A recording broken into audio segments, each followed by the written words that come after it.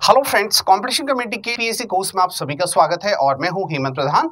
आइए फ्रेंड्स, आज हम देखते हैं सिविल सर्विस एग्जाम के पॉइंट ऑफ व्यू से काफी इंपॉर्टेंट टॉपिक को, जिसका नाम है एनवायरनमेंट एंड इकोलॉजी, पारिस्थितिकी एवं पर्यावरण के इस टॉपिक में हमको बहुत सारी चीजों को समझना है। ये टॉपिक अपने आप में सबसे कंसेप्चुअल टॉपिक है आपके एनवायरनमेंट सिलेबस का, और ये टॉपिक बेहद इंपॉर्टेंट इसलिए है क्योंकि 100% श्योर इस टॉपिक से एवरी ईयर क्वेश्चंस पूछे जाते हैं डिफरेंट टाइप के एग्जाम्स में। तो ये टॉपिक बहुत इंपॉर्टेंट भी है, दूसरा ये बहुत कंसेप्चुअल है, और तीसरा ये बहुत फंडामेंटल टॉपिक है। पूरा एनवायरनमेंट का बेस इसी टॉपिक से जुड़ा हुआ है। तो ये इस टॉपिक को हम जो है अलग अलग सेगमेंट में कवर करेंगे, जिसमें कि पहले सेगमेंट के तौर पे आज हम स्टार्ट करते हैं एनवायरनमेंट एंड इकोलॉजी को। तो यहाँ पे वर्ड है, देखो, इकोलॉजी एंड एनवायरनमेंट। तो एनवायरनमेंट से स्टार्ट करेंगे, ठीक है, इस टॉपिक को। लेकिन उससे पहले हमको समझना होगा कि ये जो टॉपिक है एनवायरनमेंट एंड इकोलॉजी, ये किन किन सेगमेंट में हम कवर करने वाले हैं। तो सबसे पहले हम समझेंगे इसका बेसिक समझेंगे या इसका फंडामेंटल पार्ट, ठीक है। उसके बाद हम समझेंगे कि डिफरेंट टाइप के आप लाइक इकोलॉजी है, तो बेसिक में क्या आ जाएगा, इकोलॉजी एंड उसके बाद आएगा इकोसिस्टम, इकोलॉजी एंड इकोसिस्टम आएगा, पारिस्थितिकी एवं पारितंत्र या पारिस्थितिक तंत्र। दूसरा आएगा यहाँ पे वो होता है कि डिफरेंट टाइप की जो टर्मिनोलॉजी है, बहुत सारे जो शब्दावली हैं, ठीक है, बहुत सारे टर्मिनोलॉजी। तो यहाँ पे इसको हम देखेंगे इकोलॉजी पार्ट 2, ठीक है। इकोलॉजी यहाँ पे पार्ट 2 के अंतर्गत ये आ जाएगा, ये पार्ट 1 हो जाएगा, ठीक है, ये पार्ट 1 हो जाएगा, जिसमें इकोलॉजी एंड इकोसिस्टम को समझेंगे, डिफरेंट टाइप के टर्मिनोलॉजी वगैरह को देखेंगे, कुछ महत्वपूर्ण यहाँ पे लाइक कंसेप्ट है, तो यहाँ पे कुछ कंसेप्ट को हम समझेंगे, ठीक है। तो ये दूसरा पार्ट हो जाएगा। तीसरा आ जाएगा इकोलॉजी के अंतर्गत जो है फूड चेन और फूड वेब। तो यहाँ पे खाद्य श्रृंखला और खाद्य जाल, ये तीसरा पार्ट को हम समझेंगे, ठीक है।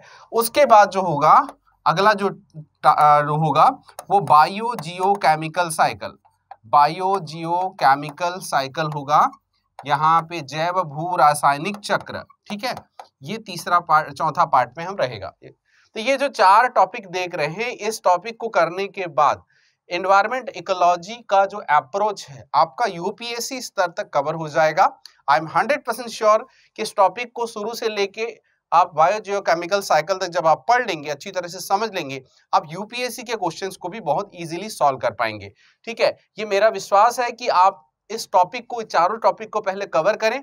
कवर करने के बाद आप प्रीवियस ईयर्स के किसी भी एग्जाम को सॉल्व करें, पेपर्स को सॉल्व करें जिसमें इन्वायरमेंट का, इकोलॉजी इन्वायरमेंट है, चाहे वो सीजीपीएससी हो, एमपीपीएससी हो, यूपीएससी हो, या किसी भी राष्ट्रीय स्तर के एग्जाम में, सभी टाइप के कंसेप्ट आसानी से इस टॉपिक को पढ़ने के बाद सॉल्व होंगे, ठीक है। दूसरी महत्वपूर्ण बात, जब आपके मेंस का सिलेबस हम पढ़ने वाले हैं मेंस वाले टॉपिक में, तो वहां से एक बहुत ही इंपॉर्टेंट होता है टॉपिक बायोडाइवर्सिटी का। ये जो टॉपिक है, ये आपके एनवायरनमेंट सिलेबस का 50% पार्ट अकेला कवर करता है, और रेस्ट ऑफ द 50% पार्ट क्या है, आपका एनवायरनमेंट पोल्यूशन, ठीक है। तो यहाँ पोल्यूशन तो खैर इससे अलग टॉपिक है, एनवायरनमेंट का ही है, लेकिन यहाँ पे इकोलॉजी से डायरेक्ट रिलेटेड टॉपिक है। ये क्या है, बायोडाइवर्सिटी। अगर इकोलॉजी आपको अच्छे से समझ में आया है तो आसानी से आप बायोडाइवर्सिटी को समझ जाएंगे, ठीक है, क्योंकि पूरा कंसेप्ट इसी का पार्ट है। इकोलॉजी का ही एक अंदर का पार्ट है बायोडाइवर्सिटी या जैव विविधता। तो पहले हम समझते हैं, इस बेसिक टॉपिक से स्टार्ट करते हैं, फिर ग्रेजुअली हम इसमें आगे की ओर बढ़ते चलेंगे, ठीक है। और ये जो है मेंस के टॉपिक हैं, तो इसको मेंस वाले टॉपिक में इसमें डिस्कशन करेंगे। ये बातें आपको सभी क्लियर हो गया? तो स्टार्ट करें आज का टॉपिक, जिसमें कि हम बेसिक ऑफ दिस इकोलॉजी को पढ़ेंगे। तो सबसे पहले देखते हैं यहाँ पे इन्वायरमेंट क्या है। तो यहाँ पे इन्वायरमेंट या फिर हम कहते हैं पर्यावरण क्या है। तो जैसे कि हम बहुत सरल तरीके से इसे पढ़ते हैं, क्या पढ़ते हैं, परिधन आवरण मतलब हमारे चारों तरफ का आवरण, ठीक है। हमारे चारों तरफ का आवरण को हम पर्यावरण कह देते हैं, लेकिन वास्तव में ये तो बहुत सरल शब्दों में है, इसके अंदर की कुछ महत्वपूर्ण बातों को हमको निकालना पड़ेगा। तो एनवायरनमेंट जब वर्ड देखते हैं, ये एनवायरनमेंट क्या है, एक फ्रेंच टर्म, एक फ्रेंच शब्द क्या है, एनवायरोनर से मिलके बना है, एनवायरोनर, ठीक है। एनवायरोनर का मतलब है इन्वायरनर का मतलब है हमारे चारों ओर का सराउंडिंग, ठीक है, हमारे चारों ओर का आवरण। तो यहाँ पे क्या हो जाएगा, इसका मतलब है सराउंडिंग्स, या फिर हम कह सकते हैं, ठीक है, यहाँ पे हम क्या कह सकते हैं, चारों ओर का आवरण। अब ये आवरण में हमारे चारों ओर क्या क्या है, चारों ओर यानी कि हमारे सराउंडिंग्स में क्या क्या है, तो वहां पे दो महत्वपूर्ण चीजें दिखते हैं आप, जिसमें कि लाइफ होती है, उसे हम कहते हैं बायोटिक, या इसे कहते हैं क्या है, जैविक कारक, इसे हम कहेंगे जैविक कारक। और जिसमें लाइफ नहीं होती उसे हम कहेंगे एबायोटिक यानी कि अजैविक कारक, ठीक है। तो हमारे चारों ओर में हम दो ही बातें देखते हैं, या तो उसमें लाइफ हो सकती है या इसमें लाइफ नहीं हो सकती, कोई तीसरी बात नहीं हो सकती। जैसे कि हमारे चारों तरफ हम एनिमल्स, प्लांट, माइक्रोबियल्स, ऐसे बहुत सारी चीजें देखते हैं, पौधे, जंतु, वनस्पति, छोटे कीड़े मकोड़े से लेके बर्ड्स, फिशेस, एम्फीबियन से लेके हर चीज देखते हैं। तो वो क्या है, जिसमें लाइफ होती है, सभी प्लांट्स में भी लाइफ होती है, ठीक है, सभी हरे पौधे में भी, जितने भी वनस्पतियां उसमें भी जीवन होता है। तो ये कुल मिला के क्या है, एक बायोटिक पार्ट है। दूसरा क्या देखते हैं, एबायोटिक, जिसमें चारों ओर जो देखते हैं इसमें लाइफ नहीं होती, जैसे कि टेम्परेचर है, सनलाइट है, एयर आप ले रहे हैं, ठीक है, ऑक्सीजन ले रहे हैं, ठीक है, यहाँ पे नमी है, ह्यूमिडिटी है, इसके चारों तरफ आप जहाँ पे रहते हैं वो सॉइल है, ठीक है। तो ये जिसमें कि लाइफ नहीं होती वो क्या होता है, एबायोटिक फैक्टर। तो इन्वायरनर का मतलब क्या है, हमारे चारों ओर के सराउंडिंग्स, और सराउंडिंग्स में हम क्या देखते हैं, यहाँ पे बायोटिक और एबायोटिक दो प्रकार की चीजें हैं। ये बातें सभी क्लियर हो गया। तो ये क्या करते हैं, आपस में इंटर रिलेशन करते हैं, अंतर क्रिया करते हैं। अंतर क्रिया कहने का मतलब ये है कि एबायोटिक फैक्टर जो है निर्भर होंगे, बायोटिक फैक्टर निर्भर होंगे एबायोटिक फैक्टर पर, एबायोटिक फैक्टर निर्भर होंगे बायोटिक फैक्टर पर। मतलब यहाँ पे एक दूसरे के साथ क्या करते हैं, अन्योन्य क्रिया करते हैं, इंटर रिलेशन बनाते हैं। और इसके बाद क्या होता है, उस सराउंडिंग्स में देखते हैं क्या होता है कि एक लाइफ या एक पूरा सिस्टम बनता है, एक तंत्र बनता है, जिसमें कि दोनों का ही योगदान है, दोनों का ही उसमें क्या है, कंट्रीब्यूशन है। एक को भी हटा देंगे तो दूसरे का यहाँ एग्जिस्टेंस का कोई मतलब नहीं रहेगा। यानी कि वहां पे हम इन्वायरमेंट के पॉइंट ऑफ व्यू से ये समझें कि एबायोटिक और बायोटिक आपस में मिलकर एक तंत्र का निर्माण करते हैं, और हमारे चारों ओर के इस आवरण को हम क्या कहते हैं, उसे हम एनवायरनमेंट कहते हैं, ठीक है। तो यहाँ पे याद रखना कि बेसिक और फंडामेंटल चीजें, छोटी छोटी बातें पूछी जाती हैं। एनवायरनमेंट कौन से शब्द से मिलके बना है, आपको सीधा पूछेगा, इन्वायरनर, जो क्या है, एक फ्रेंच टर्म है, ठीक है, इसमें इसका मतलब है सराउंडिंग्स। और यहाँ पे देखते हैं हमारे चारों ओर में आवरण में जैविक अजैविक कारक होते हैं। अब जैविक कारक में क्या हो सकता है, या तो हो सकते हैं ये प्लांट हो सकते हैं, या क्या हो सकते हैं, पौधे वगैरह, हरे पौधे हो सकते हैं, ठीक है, और या फिर क्या हो सकते हैं, यहाँ पे देखते हैं ये जंतु या एनिमल्स हो सकते हैं, ये एनिमल्स हो सकते हैं, ठीक है। इसके बाद देखते हैं क्या है, सूक्ष्मजीव या माइक्रोबियल्स, माइक्रोबियल्स हो सकता है, यानी सूक्ष्मजीव हो सकते हैं, इसमें भी क्या होती है, जीवन होता है। तो यहाँ पे आपको समझना होगा बायोटिक फैक्टर है।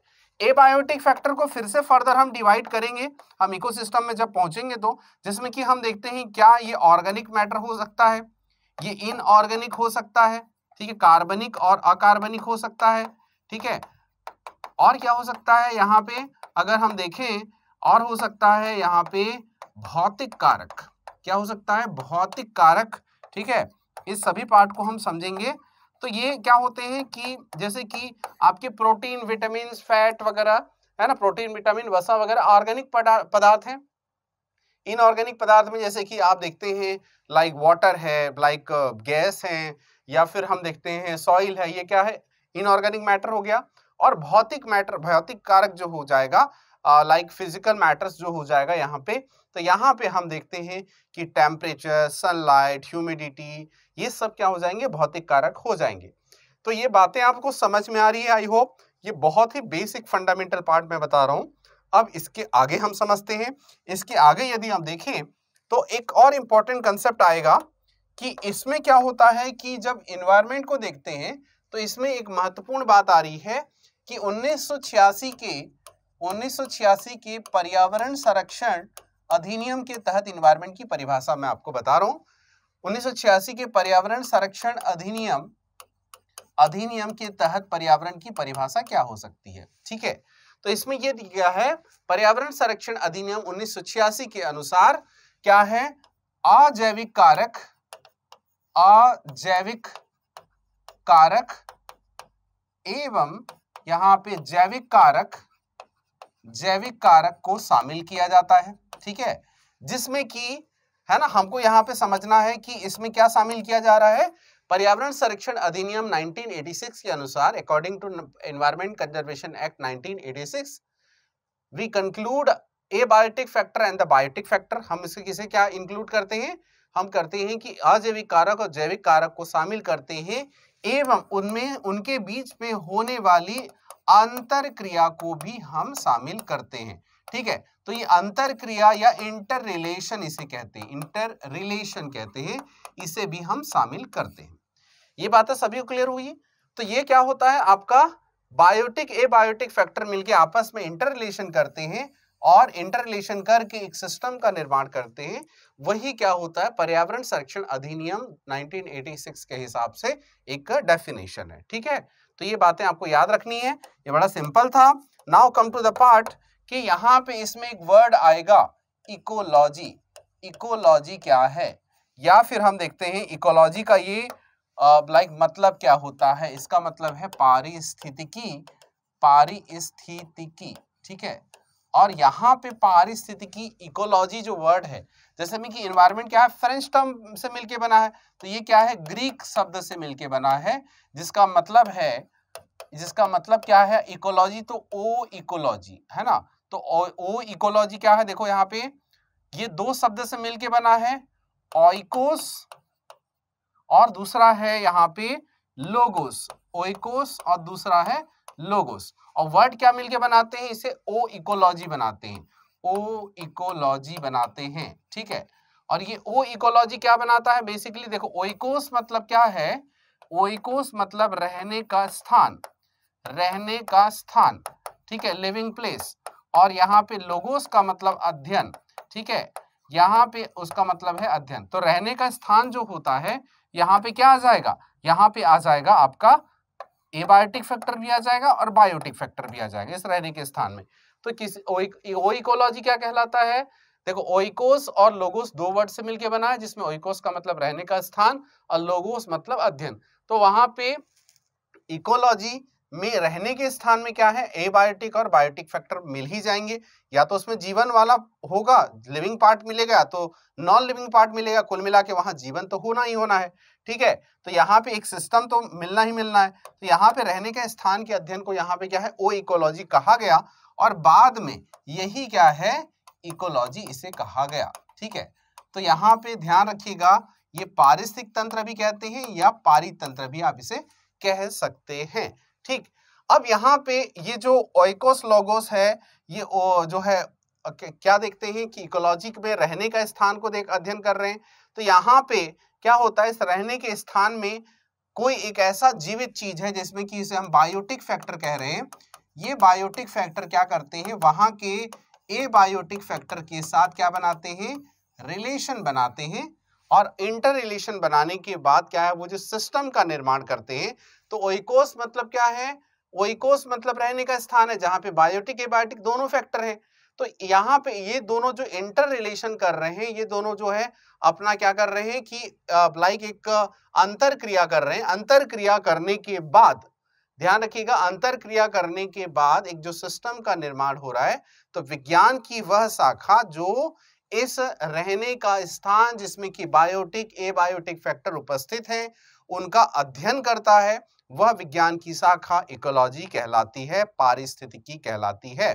ठीक है, जिसमें कि हम देखते हैं किसी क्षेत्र में, मैं इसे दूसरे तरीके से अगर परिभाषित करूं या बताऊं, तो किसी क्षेत्र में हम कह सकते हैं कि जैविक और अजैविक कारक उपस्थित होते हैं, आपस में वो दोनों मिलकर इंटर रिलेशन या अंतर क्रिया करते हैं और एक सिस्टम का निर्माण करते हैं।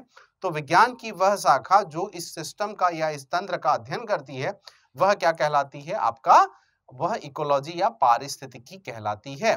ठीक है, अब यहाँ पे देखते क्या है कि यदि हम एनवायरमेंट के साथ, ठीक है, एनवायरमेंट के साथ मान लो एक कोई स्पीसीज है ए, है ना, ये स्पीसीज ए है और इसका यहाँ पे क्या है, बड़ा एनवायरमेंट है।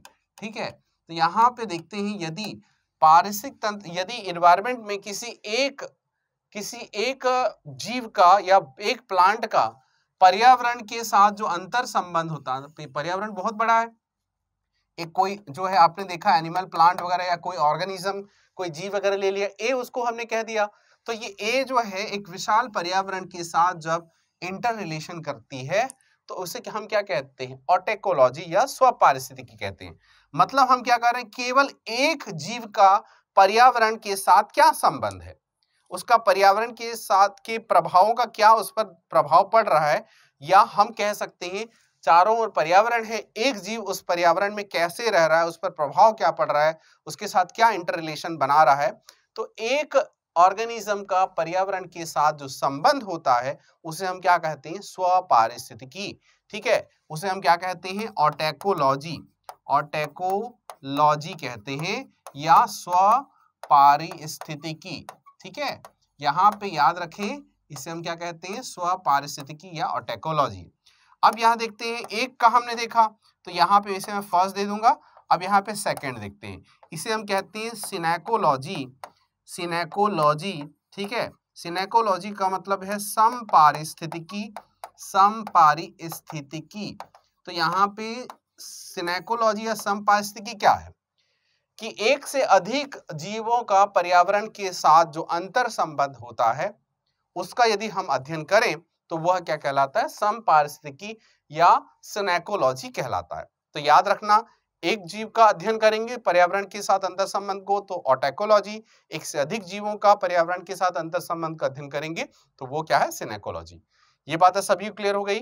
तो ये है आपका ऑटेकोलॉजी, सिनेकोलॉजी और आपका बेसिक इकोलॉजी। तो इकोलॉजी में हमने समझा कि किसी क्षेत्र में, ये मान लो कोई क्षेत्र है, वहां पे बायोटिक, एबायोटिक प्लस बायोटिक यानी कि अजैविक प्लस जैविक कारक आपस में अंतर क्रिया करते हैं। अंतर क्रिया करने के बाद एक तंत्र का निर्माण करते हैं और वो जो तंत्र होता है वो वास्तव में क्या होता है, एक इकोसिस्टम या पारिस्थितिक तंत्र होता है।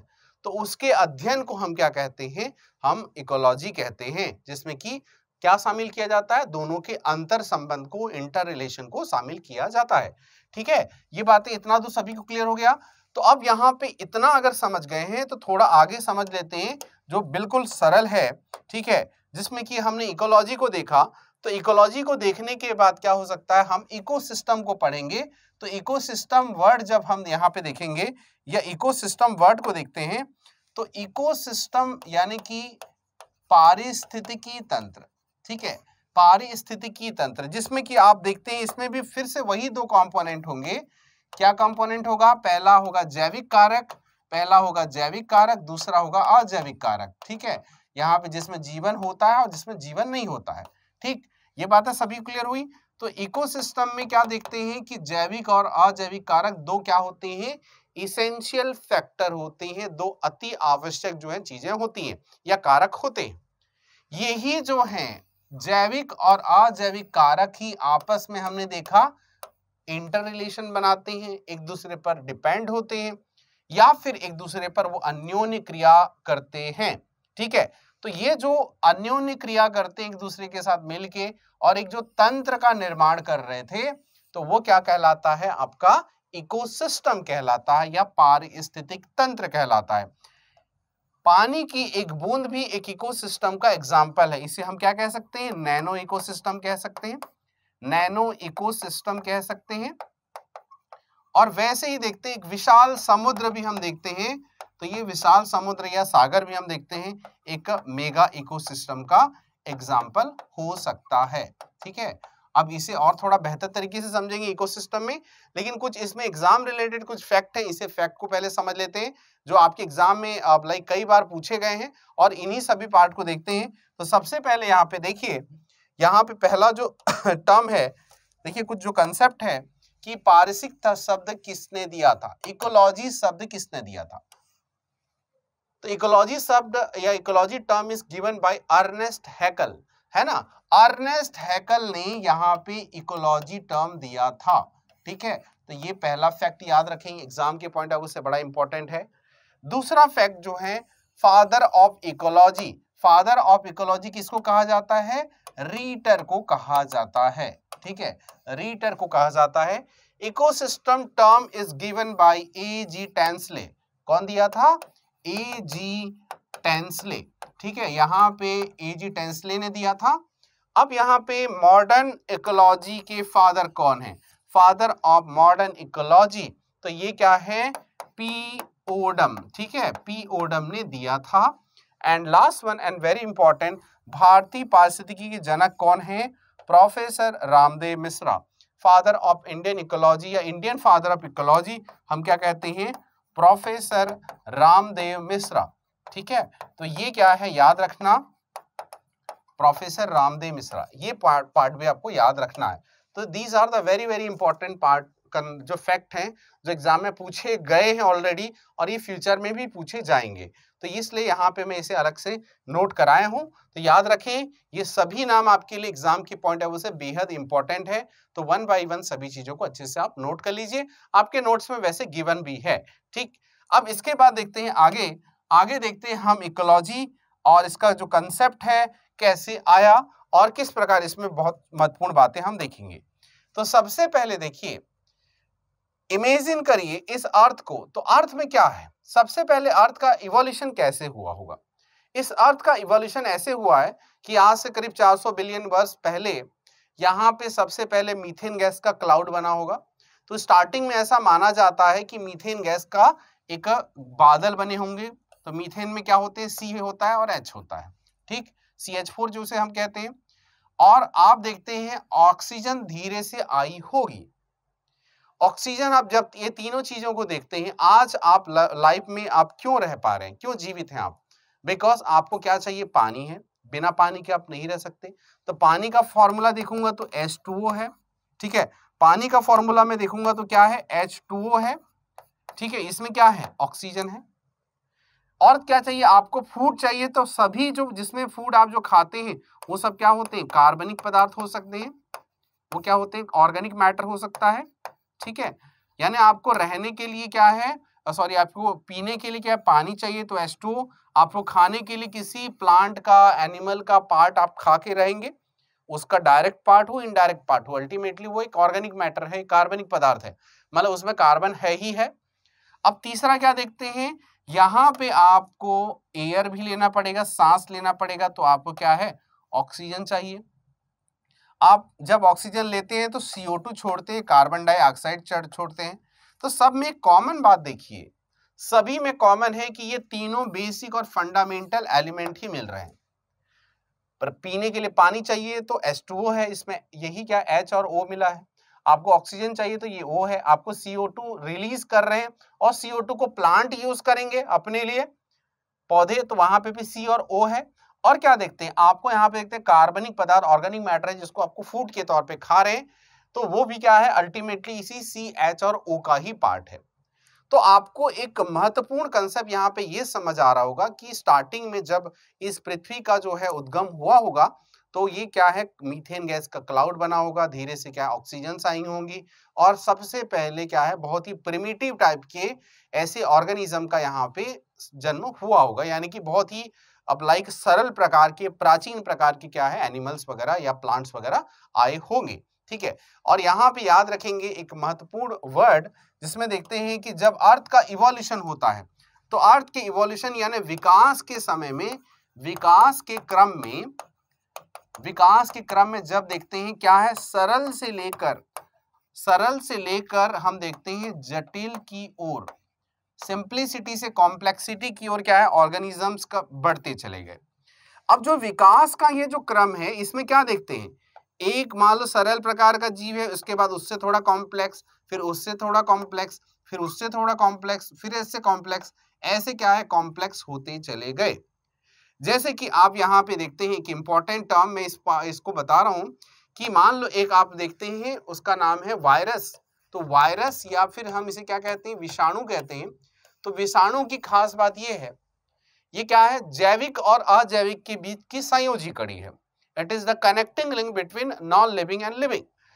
तो नॉन लिविंग में जिसमें क्या है? देखो, मान लो आपके पास देखो वायरस आया, तो वायरस किसी होस्ट में, किसी पोषक में जाने से पहले क्या करता है? उसमें जितने भी कैरेक्टरिस्टिक्स होते हैं, लक्षण होते हैं, वो पूरी तरह से एक निर्जीव का लक्षण होता है, उसमें जीवन होता ही नहीं है। लाइक उसे फूंक दो तो ये डस्ट या पाउडर टाइप का है। लेकिन जैसे ही किसी के भी बॉडी में चला जाता है, चाहे वो एनिमल है, चाहे वो प्लांट है, चाहे वो ह्यूमन बीइंग है, किसी के भी बॉडी में चला गया तो वहीं से उसमें जीवन आ जाता है। तो यहाँ पे ये कह सकते हैं कि इवोल्यूशन या विकास के दौर में दो जीव हैं, है ना, जैसे ये और ये, या फिर हम इसे ए कहते हैं, बी कहते हैं, सी कहते हैं, डी कहते हैं, ई कहते हैं, एफ कहते हैं। तो ए और सी के बीच में कनेक्टिंग लिंक कौन है? बी है। बी और डी के बीच में कनेक्टिंग लिंक कौन है? सी है। तो विकास के क्रम में हम देखते हैं इस प्रकार आपस में हम देखते हैं एक रिलेशन पाया जाता है, इस प्रकार का एक उनमें संबंध पाया जाता है। जैसे कि हमने वायरस को देखा, तो वायरस में जैसे देखते हैं, एक मान लो थोड़े समय के लिए समझिए कि यहाँ पे लाइफ थी ही नहीं, तो लाइफ थी ही नहीं, तो यहाँ पे क्या होता है, वो ए बायोटिक फैक्टर आ गया। ए बायोटिक फैक्टर से सीधा क्या है, ए बना जिसमें कि लाइफ है, ये बायोटिक फैक्टर हो गया। तो दोनों के बीच में कनेक्टिंग लिंक क्या है? वायरस है। जिसमें आधा गुण क्या है? ए बायोटिक अजैविक का मिल रहा है, आधा जो है लक्षण मिल रहा है जीवन जिसमें होता है उसका मिल रहा है। तो कुल मिला के आपको इस बात को समझना था कि ये जो विकास का जो क्रम है, यहाँ पे सिंप्लिसिटी से कॉम्प्लेक्सिटी की ओर ऑर्गेनिज्म आगे बढ़ते चले गए, और एक समय बाद आया कि आज हम देखते हैं बहुत ही कॉम्प्लेक्स प्रकार के एनिमल्स और कॉम्प्लेक्स टाइप के प्लांट मिलते हैं। जैसे कि वी आर ह्यूमन बींग्स, तो ह्यूमन बींग्स का बॉडी में डिफरेंट टाइप की अलग अलग कॉम्प्लेक्सिटी, जिसमें कि सांस अलग ऑर्गन से ले रहे हैं, डाइजेशन अलग ऑर्गन से हो रहा है, एक्सक्रीशन यानी उत्सर्जन अलग ऑर्गन से हो रहा है, आपका जो है ब्रेन अलग काम कर रहा है, आपका लंग्स अलग काम कर रहा है। लेकिन कुछ सरलतम प्रकार के जीवों में उनमें देखते हैं कि उसके स्किन से कुछ ऐसा कॉम्प्लेक्स टाइप का सिस्टम ही नहीं मिलता, बहुत सरल प्रकार का, कि उनका स्किन ही सांस ले रहा है, स्क्रीन है जो है एक्सक्रीशन या उत्सर्जन का काम कर रहा है।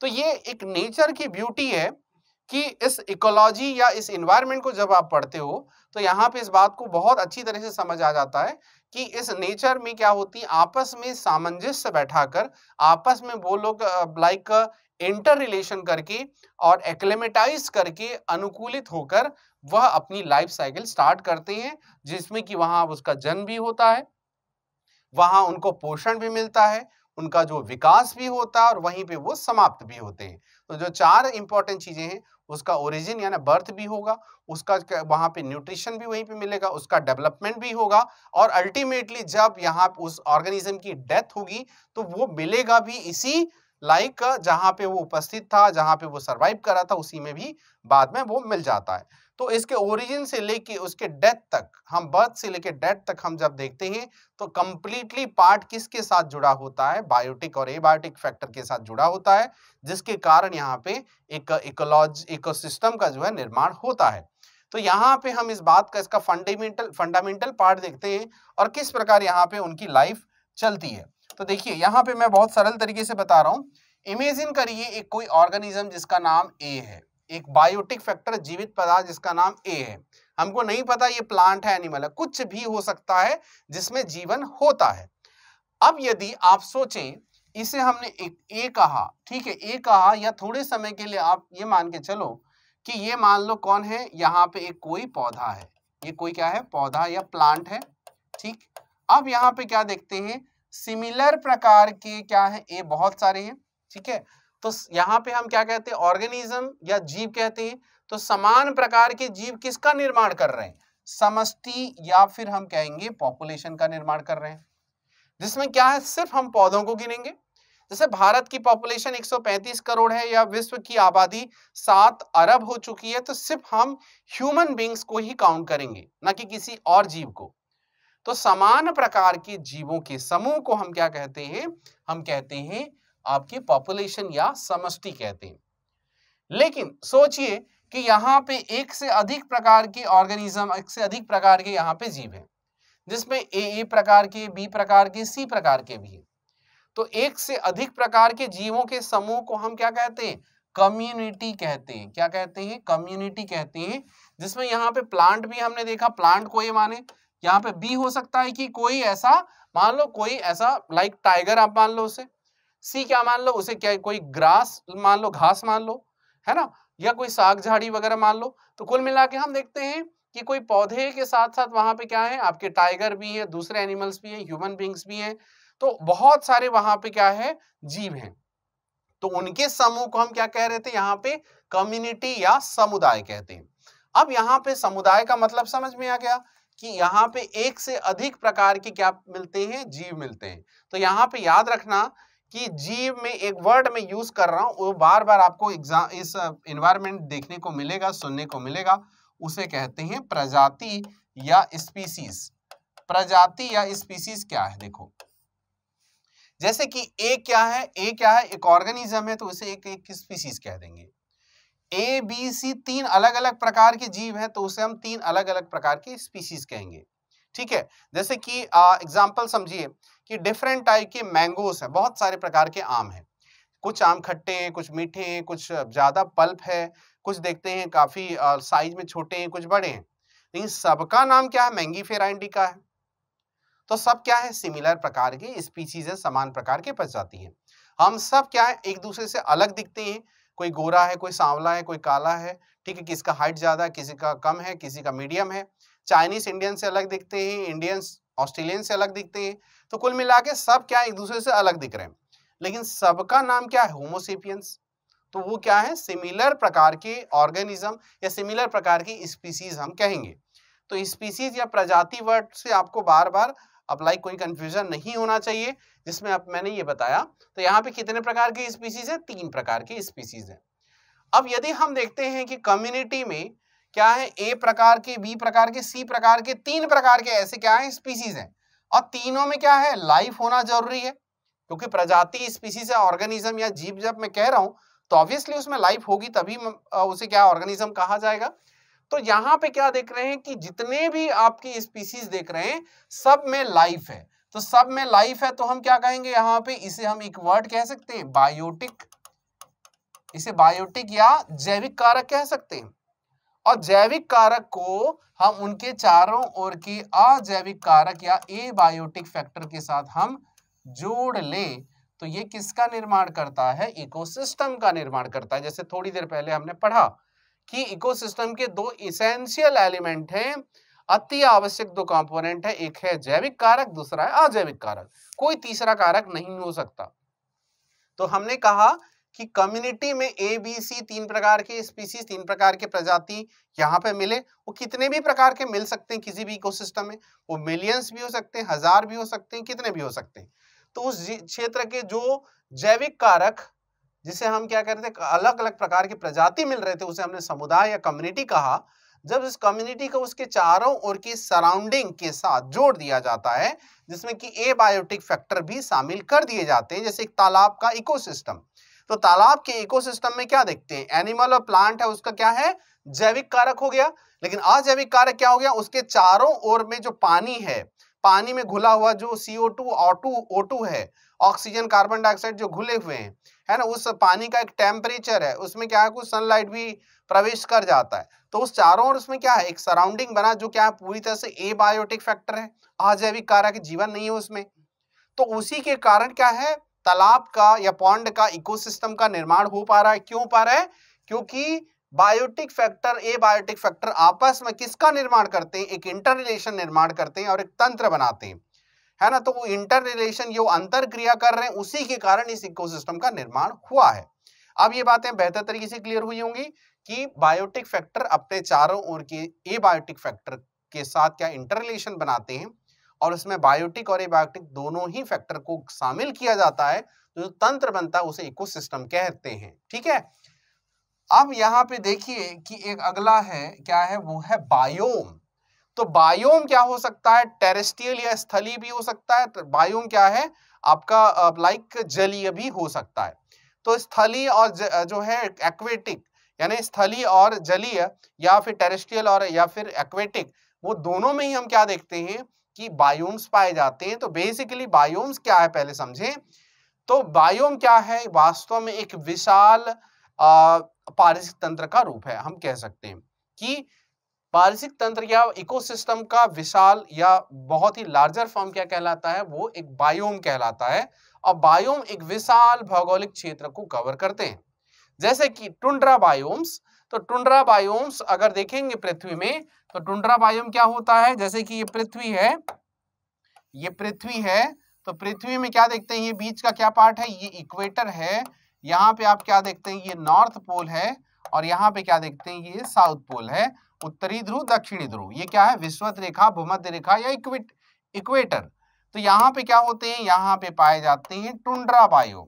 तो टुंड्रा बायोम सिर्फ कहाँ मिल रहा है, यहाँ पे मिलता है ध्रुवीय क्षेत्रों में। तो एक विशाल क्षेत्र पूरे इसी पूरे अक्षांश को कवर करेंगे।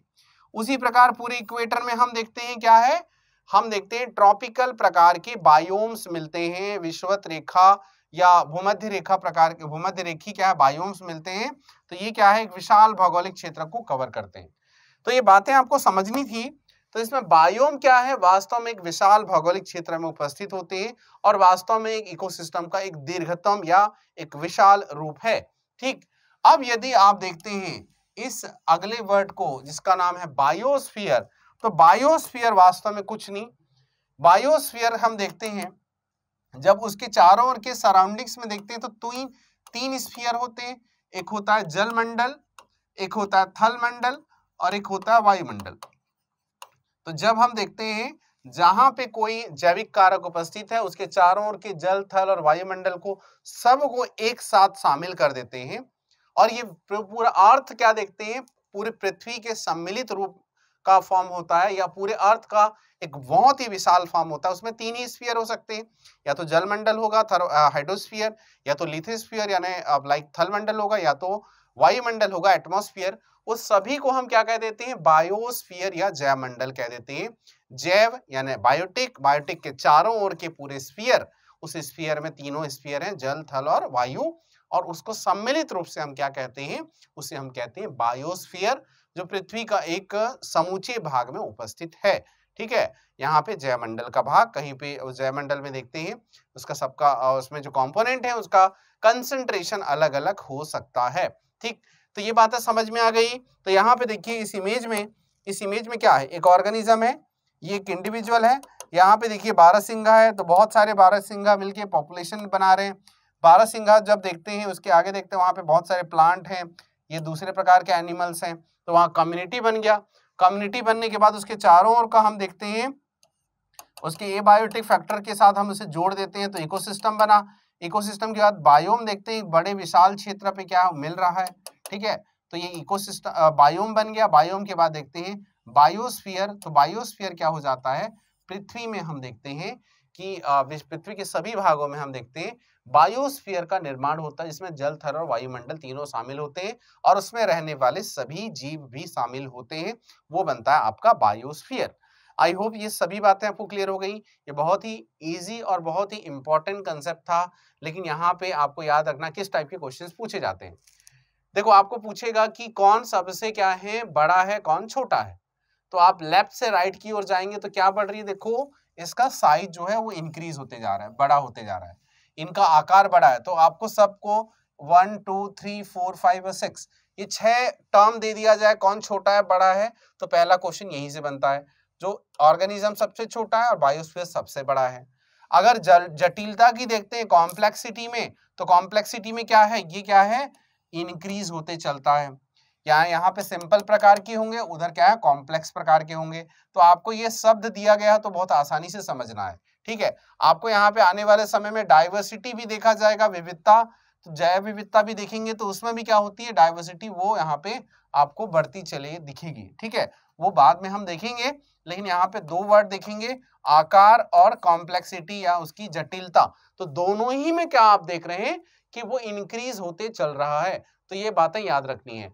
आपको ये भी पूछा जाता है कि आपको कम्युनिटी क्या है, पूछा जाएगा गिवन ऑप्शन में, है ना। तो यहाँ पे दिया हुआ समान प्रकार की स्पीसीज, असमान प्रकार की, कई प्रकार की स्पीसीज, इस टाइप से, तो कई प्रकार की स्पीसीज अब मिलेगा तो कम्युनिटी बनेगा।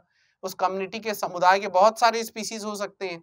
ठीक है, जैसे कि जंगल का, तो जंगल में घास भी है, जंगल में हिरण चीतल भी है, जंगल में टाइगर भी है, वहां पे लेपर्ड या चीता भी है, ठीक है, तेंदुआ भी है, और ऐसे बहुत सारी चीजें आपको वहां पे देखने को मिलती हैं। तो वो सभी क्या है, वो समुदाय कम्युनिटी के पार्ट हैं। ठीक, तो ये बातें ध्यान रखना है। इकोसिस्टम में क्या शामिल किया जाता है, बायोटिक, एबायोटिक। बायोम क्या है, विशाल भौगोलिक क्षेत्र पर उपस्थित होता है, और जयमंडल समूचे पृथ्वी पर उपस्थित है। ठीक है, तो ये बातें आपको याद रखना है। अब हम आगे बढ़ते हैं यहाँ पे इकोसिस्टम से, क्योंकि कम्युनिटी तो हमने समझ लिया है, तो यहाँ पे इकोसिस्टम को थोड़ा ज्यादा इलाबोरेट करेंगे, ज्यादा विस्तार करेंगे। उसके बाद आने वाले क्लासेस में हम बायोम्स की ओर भी बढ़ेंगे। ठीक है, तो पहले इकोसिस्टम को समझते हैं ताकि आपको और बेहतर अप्रोच मिल सके। अब यहाँ पे हम देखते हैं पारिस्थितिक तंत्र या इकोसिस्टम को। तो इकोसिस्टम की क्या है, दो कंपोनेंट है। दो कंपोनेंट में आप यहाँ पे देख रहे हैं जिसमें कि लाइफ होती है, तो उसमें क्या हम लिविंग कहते हैं, और इसमें लाइफ नहीं होती उसे नॉन लिविंग कहते हैं। तो कंपोनेंट ऑफ इकोसिस्टम में क्या हो जाएगा, जैविक कारक हो जाएगा, और इसमें क्या होता है, अजैविक कारक हो जाएगा, अजैविक कारक हो जाएगा। तो यहाँ पे ध्यान रखिएगा, जैविक कारक को जब हम यहाँ पे देखते हैं तो जैविक कारक को हम फिर से फर्दर जो है तीन पार्ट में डिवाइड करेंगे। एक होगा उत्पादक या प्रोड्यूसर, एक क्या कहते हैं इसे, प्रोड्यूसर या उत्पादक कहते हैं, और green plants are the producer, सभी हरे पौधे क्या है, उत्पादक होते हैं। दूसरा होता है यहाँ पे, उसे हम कहते हैं उपभोक्ता या कंज्यूमर, जिसे क्या कहते हैं, उपभोक्ता या फिर कंज्यूमर। और तीसरा होता है यहाँ पे, उसे कहते हैं अपघटक या डिकम्पोजर। तीसरा क्या कहेंगे हम, डिकम्पोजर कहेंगे। अब यहाँ पे देखिए, जो अजैविक कारक है, अजैविक घटक होता है, एबायोटिक जो फैक्टर है, इसे फर्दर हम तीन प्रकार में डिवाइड कर सकते हैं। वो फर्दर तीन कैटेगरी हो जाएगी। यहाँ पे ध्यान रखिएगा, पहली कैटेगरी हो जाएगी, यह कार्बनिक पदार्थ हो सकता है, ऑर्गेनिक मैटर हो सकता है। दूसरा यह अकार्बनिक हो सकता है, इनऑर्गेनिक मैटर हो सकता है। और तीसरा हम यहाँ पे देखते हैं, यह क्या है, भौतिक कारक या फिर हम कहते हैं फिजिकल मैटर हो सकता है। तो जब हम यहाँ पे देखेंगे सबको वन बाय वन में, तो इसके सामने अगर देखेंगे, इसके सामने, तीनों के सामने कार्बनिक मैटर में क्या हो जाएगा, यहाँ पे वसा आ जाएगा, यहाँ पे क्या है, प्रोटीन आ जाएगा। ठीक है, यहाँ पे क्या है आपके, दैट इज अ कार्बोहाइड्रेट आ जाएगा। ठीक है, ये सब क्या है, जिसमें कार्बन होता ही होता है, जिसमें लाइफ नहीं होती। दूसरा हम क्या देखते हैं, अकार्बनिक पदार्थ में, अकार्बनिक पदार्थ में जैसे कि हम देखते हैं जल हो गया, वाटर हो गया है। उसके बाद हम देखते हैं वायु हो गया है, मिट्टी हो गया है, खनिज हो गया है। ठीक है, चट्टान हो गया है, मिनरल्स, रॉक्स, ये सब क्या है आपके अकार्बनिक पदार्थ हैं। यहाँ पे भौतिक कारक में क्या हो जाएगा, यहाँ पे प्रकाश हो गया है। ठीक है, लाइक लाइट है, तापमान है। ठीक है, प्रकाश, तापमान है, यानी कि टेम्परेचर है, ह्यूमिडिटी है, आर्द्रता है। ठीक है, ये सब क्या है आपके भौतिक कारक में गिने जाएंगे। और भी बहुत सारी चीजें इसमें लिखा जा सकता है, भूस्थलाकृति या टोपोग्राफी को भी हम इसी में शामिल कर देते हैं। तो प्रकाश, तापमान है ना, ये सब क्या, आर्द्रता वगैरह क्या है, ये आपका ओवरऑल क्या है, फिजिकल मैटर्स हो जाता है, इसका क्या है, अजैविक कारक का। ठीक है, तो अब यहाँ पे क्या देखते हैं कि ये जो अजैविक कारक होते हैं, ये क्या करते हैं, एक सीमाकारी यानी कि लिमिटिंग फैक्टर का रोल प्ले करते हैं। मतलब ये क्या है, किसी क्षेत्र में किस प्रकार के ऑर्गेनिक मैटर मिलेगा, वहां पे तापमान की, जैसे एग्जांपल ले लो, ये अकार्बनिक या अजैविक जो फैक्टर होता है, वो किसी क्षेत्र में जैविक फैक्टर की उपस्थिति को सीधा सीधा प्रभावित करता है। जैसे जहां प्रकाश की उपलब्धता ज्यादा है, जल की उपलब्धता ज्यादा है, तो वहां पे प्लांट ज्यादा मिल सकते हैं। ठीक है, वैसे ही देखते हैं किसी जगह की मिट्टी फर्टाइल है, तो वहां पे आर्द्रता अच्छी है, वहां पे प्रकाश, तापमान वगैरह अच्छा है, जल अच्छा है, तो वहां पे भी क्या है, ज्यादा वहां प्रोडक्टिविटी या उत्पादकता होगी। तो यहाँ पे एनिमल्स, प्लांट का मिलना सीधा सीधा रिलेट करता है अजैविक मैटर पर। अजैविक मैटर का रिलेशन इसके साथ जैविक मैटर के साथ होता है। कुल मिला के आपस में क्या करते हैं, अन्योन्य क्रिया करते हैं, इंटर रिलेशन बनाते हैं, और यहाँ पे इकोसिस्टम को और इस पर्यावरण को क्या करते हैं, बैलेंस करते हैं, जिसमें कि वहां पे रहने वाले एनिमल, प्लांट्स वगैरह आसानी से अपना लाइफ साइकिल चला सके और पूरे सिस्टम को एक सुचारू रूप से चला सके। जब भी कभी हम इन्वायरमेंट को डैमेज करते हैं तो अपनी क्षतिपूर्ति खुद ही कर लेता है, उसे हम क्या कहते हैं, होम्योस्टैसिस क्षमता कहते हैं। याद रखना, होम्योस्टैसिस क्षमता, जिसमें कि थोड़ा सा हम कहीं पे डिफॉरेस्टेशन कर दिए, कहीं पे थोड़ा इन्वायरमेंट को डैमेज कर देंगे, तो कुछ समय बाद वहां पे आने वाले 5-10 वर्षों में वहां पे दूसरे प्लांट ग्रो कर लेंगे और वो जगह फिर से क्या है, स्थायी हो जाएगा। अब यहाँ पे देखिए, अगर हम इसी इकोसिस्टम को देखते हैं तो इकोसिस्टम की कुछ डिफरेंट टाइप के प्रॉपर्टीज या गुणधर्म है, ये बड़ा ही इंपॉर्टेंट है और एग्जाम में पूछा जाता है। तो जिसमें कि आप देखिए, सबसे पहले है ना, पर्यावरण की सबसे क्या है, सरल संरचनात्मक एवं कार्यात्मक इकाई क्या है, तो वो है इकोसिस्टम। हम किसको पढ़ रहे हैं, इकोसिस्टम के डिफरेंट अलग अलग प्रॉपर्टी, गुण धर्म। सरल है, संरचनात्मक है एवं कार्यात्मक है, सिंपल है, स्ट्रक्चरल है एंड फंक्शनल है। तो पर्यावरण की सबसे सरल एवं सबसे छोटी भी कह सकते हैं आप, सबसे छोटी, सरल, संरचनात्मक, कार्यात्मक, ठीक है, सिंपलेस्ट आप देखते हैं। उसके बाद वो स्मॉलेस्ट भी कह सकते हैं, स्ट्रक्चरल एंड फंक्शनल यूनिट क्या है आपका, इकोसिस्टम का। इकोसिस्टम है किसका, एनवायरनमेंट का।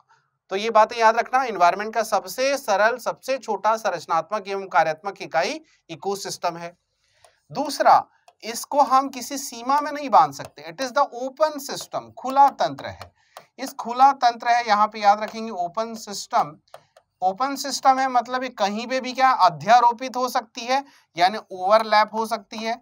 इट मे बी और माइट बी ओवरलैप, तो यहाँ पे ये ओवरलैप्ड हो सकती है, ठीक है, यानी कि अध्यारोपित हो सकती है क्योंकि ये खुला तंत्र है।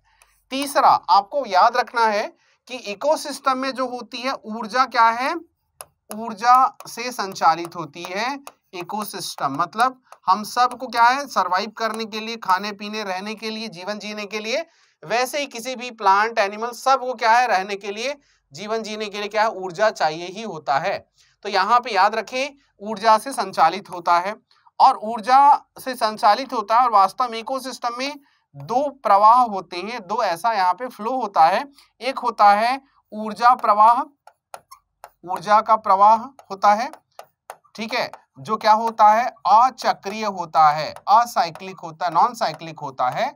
और तीसरा हम देखते हैं, दूसरा हम देखते हैं यहाँ पे मिनरल साइकिल यानी खनिज चक्र चलता है, ठीक है, खनिज चक्र चलता है जो क्या होता है, चक्रीय होता है, ठीक है, खनिज चक्र या मिनरल साइकिल चलता है, इसे बायो जियो केमिकल साइकिल भी कहते हैं, ठीक है, जैव भू रासायनिक चक्र।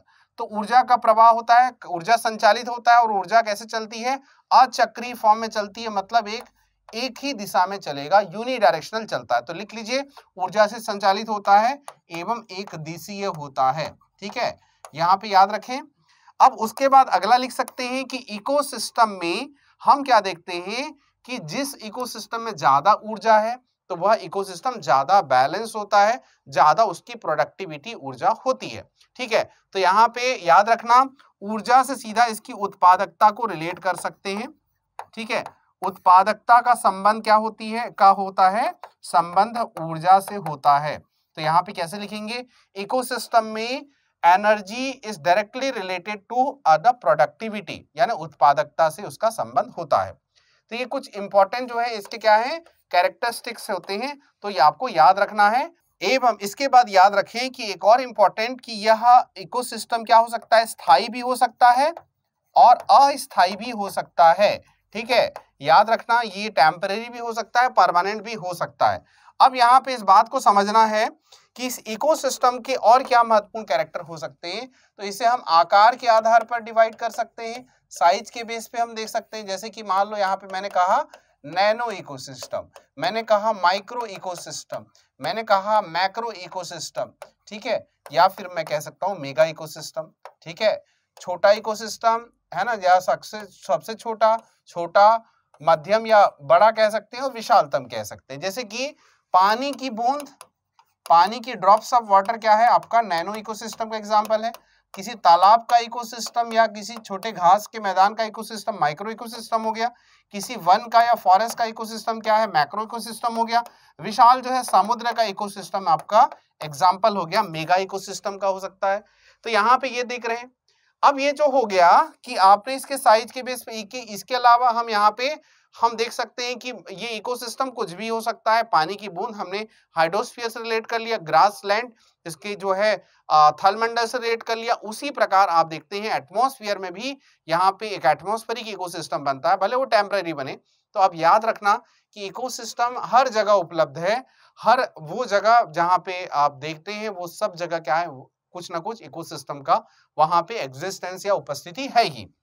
अब यहाँ पे क्या देखते हैं कि जो हमने देखा दो प्रकार का, क्या है, अजैविक या एबायोटिक, जिसमें फैक्टर हम देख रहे थे ये अजैविक था, और इधर देखा जो जैविक था। तो जैविक को हमने फर्दर किस में डिवाइड किया हुआ था, तो उससे डिवाइड किए हुए थे, पहला है उसे कहते हैं उत्पादक। तो इन सभी बातों को भी समझिए, उत्पादक या प्रोड्यूसर कौन है, उत्पादक या प्रोड्यूसर, ठीक है, प्रोड्यूसर कौन होते हैं। और उसके बाद हम देखते हैं उपभोक्ता कौन होते हैं। ये दो चीजें समझिए, बहुत ही इंपॉर्टेंट कंसेप्ट है।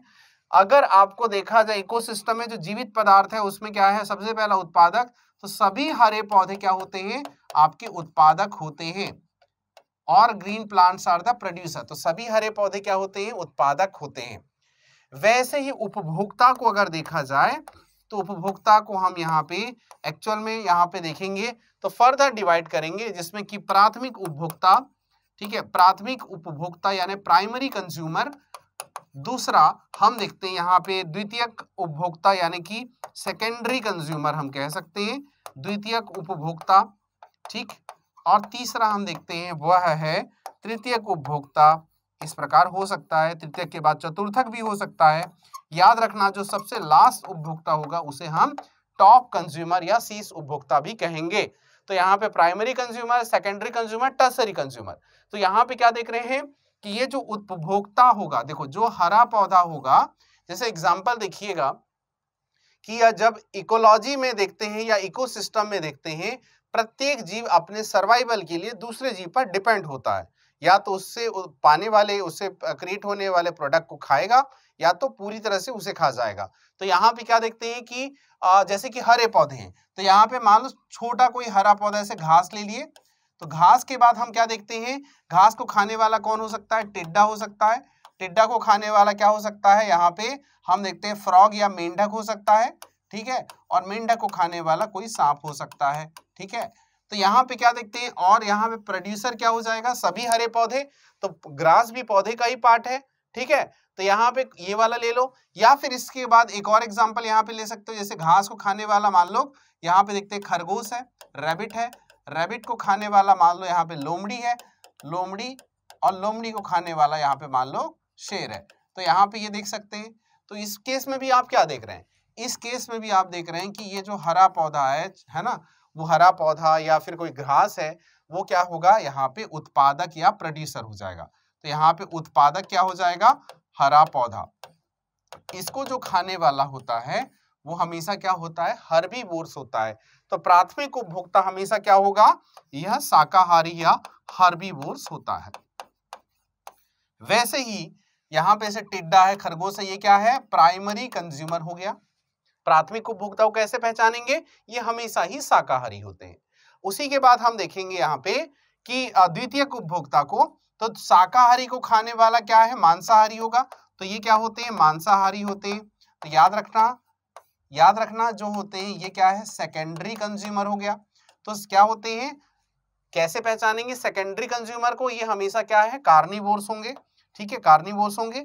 और कार्निवोर्स जो होंगे उसके बाद देखते हैं उस पर जो है, मतलब जो उसको जो खाता है वो है टर्सरी कंज्यूमर होता है। तो टर्सरी कंज्यूमर यहाँ पे क्या समझेंगे, जैसे कि इसको कैसे पहचानेंगे, इसे यहाँ पे देखेंगे सबसे लास्ट में, क्या हम देखेंगे कि टर्सरी के बाद क्वाटरनरी या चतुर्थक उपभोक्ता तो नहीं है। यदि है, जैसे कि यहाँ पे सांप के बाद देखते हैं ये होता है बाज, ठीक है। तो आपको यहाँ पे देख सकते हैं ईगल आ गया, तो वहां पे टर्सरी के बाद हम लास्ट वाले को क्या कहेंगे, टॉप कंज्यूमर कह सकते हैं। तो अब समझें कि इकोसिस्टम में मुख्यतः हम देखते हैं तृतीयक उपभोक्ता को ही ज्यादातर शीर्ष उपभोक्ता देख लिया जाता है, क्योंकि इकोसिस्टम में ज्यादातर ऐसे ही प्रकार के खाद्य श्रृंखलाएं यानी फूड चेन देखने को मिलती हैं। लेकिन यदि मान लो चतुर्थक उपभोक्ता मिल गया, उस केस में उस लास्ट वाले को हम टॉप कंज्यूमर कहेंगे। और टॉप कंज्यूमर को कैसे पहचानेंगे, उसे कोई नहीं खाता। तो उसे कोई नहीं खाता, जैसे कि यहाँ पे देखते हैं बाज, मोर, ह्यूमन बीइंग्स, टाइगर, है ना, या फिर लायन, ये सब क्या होते हैं कि ये टॉप कंज्यूमर के एग्जांपल होते हैं, ठीक है। तो इस केस में यहाँ पे क्या देखेंगे, इस वाले फूड चेन में ये टॉप कंज्यूमर है, इस वाले फूड चेन में ये टॉप कंज्यूमर है, ठीक है। तो यहाँ पे प्राइमरी प्रोड्यूसर को पहचानना आ गया, प्राइमरी को पहचानना आ गया, सेकेंडरी को पहचानना आ गया। मान लो टर्सरी दिया है उस गिवन फूड चेन में, तो आसानी से देख लेंगे कि उसे उसके बाद तो कोई उपस्थित नहीं है, तो अगर उसके बाद उपस्थित नहीं है वही टॉप कंज्यूमर होगा। और टॉप कंज्यूमर को पहचानने का रीजन ये है, जो इसका जो ट्रिक्स ये है कि उसे कोई नहीं खाता। अब आप यहाँ पे सोच रहे होंगे कि ये स्नेक को तो यहाँ पे बाज खा रहा है, तो बिल्कुल खा रहा है। ये इस प्रकार के लाइक एक्सेप्शन केस में या कुछ ही ऐसे फूड चेन मिलता है, खाद्य श्रृंखलाएं मिलती हैं जहां पे इस प्रकार की कॉम्प्लेक्स टाइप की फूड चेन देखने को मिलती है। तो यदि इस केस में यहाँ पे टर्सरी कंज्यूमर को हम यहाँ पे पहचानेंगे, तो याद रखना कि उस पर डिपेंड होने वाला अगला जो है कौन सा क्या है, ट्रॉफिक लेवल है। इसे हम क्या कहते हैं, प्रत्येक को पोषण स्तर कहते हैं। जैसे ये अपने आप में क्या हो गया, जो पोषण दे रहा है, तो ये एक क्या है, ट्रॉफिक लेवल हो गया, पोषण स्तर। उसी प्रकार ये एक ट्रॉफिक लेवल हो गया, पोषण स्तर, ये एक हो गया, ठीक है, ये एक हो गया, उसके बाद ये एक हो जाएगा। तो ये क्या देखते हैं कि पोषण स्तर में उसके बाद तो कोई नहीं है, उसे देखना है। अगर उसको कोई दिख रहा है तो उसको ट्रिक लगाना है कि किस प्रकार क्या है, उसे क्या देखना है कि क्या उसे कोई खा पा रहा है क्या।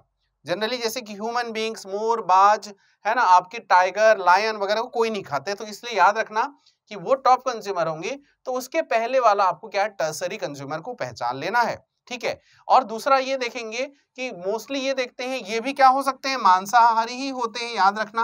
लेकिन मांसाहारी होते हैं तो ध्यान रखिएगा, आपको सेकेंडरी और टर्सरी में कंफ्यूजन तभी होगा जब क्या कॉम्प्लेक्स टाइप का फूड चेन देखने को मिलेगा। तो टर्सरी को पहचानेंगे वैसे ही, वो क्या होता है, या तो इसको खाएगा या तो डायरेक्ट इसको भी खा सकता है, ठीक है। वो सेकेंडरी प्राइमरी दोनों पर डिपेंड हो सकता है यदि टॉप कंज्यूमर और कोई है तो, ठीक है। उस केस में टर्सरी, सेकेंडरी, प्राइमरी दोनों पर डिपेंड हो सकता है। बस याद रखना है आपको कि टॉप कंज्यूमर को पहचानना है, प्राइमरी को, सेकेंडरी को पहचानने आना चाहिए। बाकी आसान हो जाएगा, कभी भी आप क्वेश्चन गलत नहीं करोगे, ठीक है। उत्पादक तो पहचानना बहुत आसान है क्योंकि वो हरे पौधे होते हैं। तो इस प्रकार यहाँ पे देख रहे हैं, ये क्या है आपका ओवरऑल देखते हैं, ये बायोटिक फैक्टर का उपभोक्ता या कंज्यूमर पार्ट है। इसके बाद आप क्या देखते हैं, इसके बाद देखते हैं अपघटक। तो अपघटक यानी डिकम्पोजर, इसे हम एक्चुअल में माइक्रो कंज्यूमर भी कह देते हैं। तो माइक्रो कंज्यूमर वास्तव में क्या करते हैं, ये खनिज चक्र में या मिनरल साइकिल में इंपॉर्टेंट रोल प्ले करते हैं।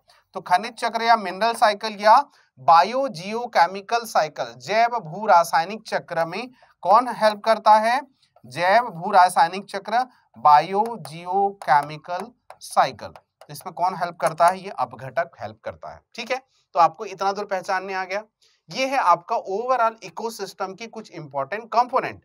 अब इसमें आप याद रखिएगा कि ऊर्जा जो होती है, ऊर्जा जो है प्रवेश कहाँ से करती है, वो इसी प्रोड्यूसर से प्रवेश करती है। तो एक एग्जांपल देखिएगा, एक एग्जांपल देखिएगा कि जब हम देखते हैं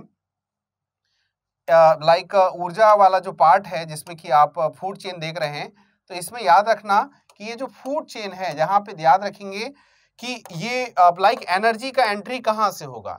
एनर्जी का एंट्री जैसे हरे पौधे क्या करेंगे, फोटोसिंथेसिस करेंगे, प्रकाश संश्लेषण करेंगे। क्या करते हैं, प्रकाश संश्लेषण, ठीक है। तो प्रकाश संश्लेषण करते हैं, तो प्रकाश संश्लेषण के लिए क्या चाहिए, प्रकाश संश्लेषण के लिए तीन चीजें चाहिए, आपको पता होगा, जिसमें कि पहला कंपोनेंट है क्या है आपका, हो सकता है वहां पे क्या हो जाएगा, प्रकाश, सनलाइट होना ही चाहिए।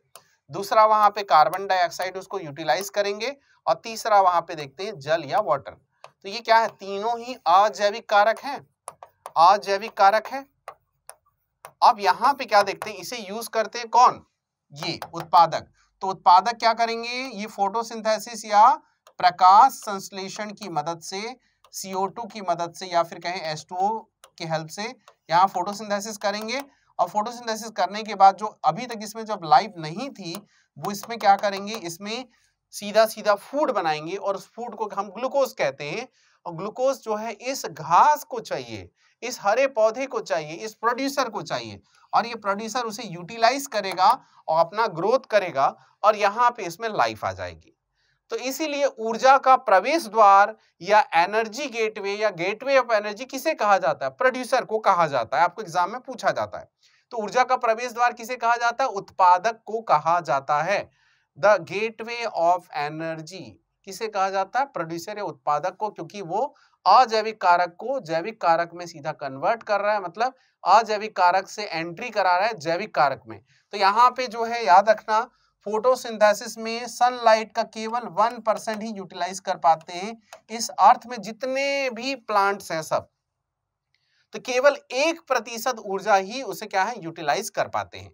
अब याद रखना कि ये 1% से ही क्या है पूरे अर्थ में क्या है सभी प्लांट क्या है जीवित हो गए हैं और प्लांट अपना भोजन बना रहे हैं, फोटोसिंथेसिस कर रहे हैं। इसके बाद क्या देखते हैं, ये प्लांट के लिए क्या हो जाएगा, ये अपने आप में 100% हो जाएगा। 100% जो वैल्यू होगी इसकी एनर्जी वो इस प्लांट जो है में आ गई है। अब हमने कहा कि 1% एनर्जी ही केवल यूटिलाइज किया, लेकिन इसके लिए तो वो 100% है। तो अगले चरण में इसे जो खाएगा एनर्जी उसको भी मिलेगा, तो केवल 10% एनर्जी ही नेक्स्ट लेवल पर जाती है। तो मान लो इसकी वैल्यू 100 थी और 100 का 10% हो जाएगा 10, फिर यहां से यहां जाएगा तो इसका फिर से 10%, तो 10 का 10% कितना हो जाएगा 1, और 1 से फिर इधर 10% जाएगा, तो यहाँ पे इसे देखते हैं 0.1, और यहां से फिर और ले लें तो 0.01। तो कुल मिला के एक ट्रॉफिक लेवल से दूसरे ट्रॉफिक लेवल तक एनर्जी का केवल 10% पार्ट ही ट्रांसमिट हो पाता है। ठीक है, तो याद रखना इसे हम 10% का ऊर्जा का नियम कहते हैं या लेंडमान का नियम कहते हैं। इसे मैं आगे बताऊंगा भी, तो डोंट वरी। ट्रॉफिक लेवल यानी पोषण स्तर में ऊर्जा का प्रवेश द्वार क्या होता है, उत्पादक या प्रोड्यूसर होता है, जो सनलाइट के केवल 1% को यूज कर पाते हैं। और ये जो प्रोड्यूसर अपने लिए जो एनर्जी या ग्लूकोज वगैरह बनाते हैं, जिसके बाद इसमें क्या अपना खुद का ग्रोथ डेवलपमेंट स्टार्ट होता है, वो जब ग्रोथ हो जाता है तो उसको कौन खाते हैं, प्राइमरी कंज्यूमर खाते हैं, क्योंकि ये हर्बीवोर्स होते हैं। तो हर्बीवोर्स में क्या जब उसे खाते हैं तो ये यहाँ पे एनर्जी अगले लेवल पे अगले ट्रॉफिक लेवल पे जाती है, केवल 10% जा पाती है। उसी प्रकार सेकेंडरी, उसी प्रकार टर्सरी, उसी प्रकार टॉप।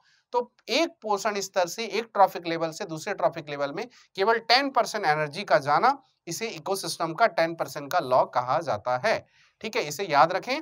अब हम नेक्स्ट क्लास में पढ़ेंगे इकोलॉजी पार्ट 2 को, जिसमें कि इसके आगे की महत्वपूर्ण कंसेप्ट को समझेंगे। तो आज के लिए इतना ही रखते हैं, मिलते हैं नेक्स्ट क्लास में। Thank you so much, have a nice day.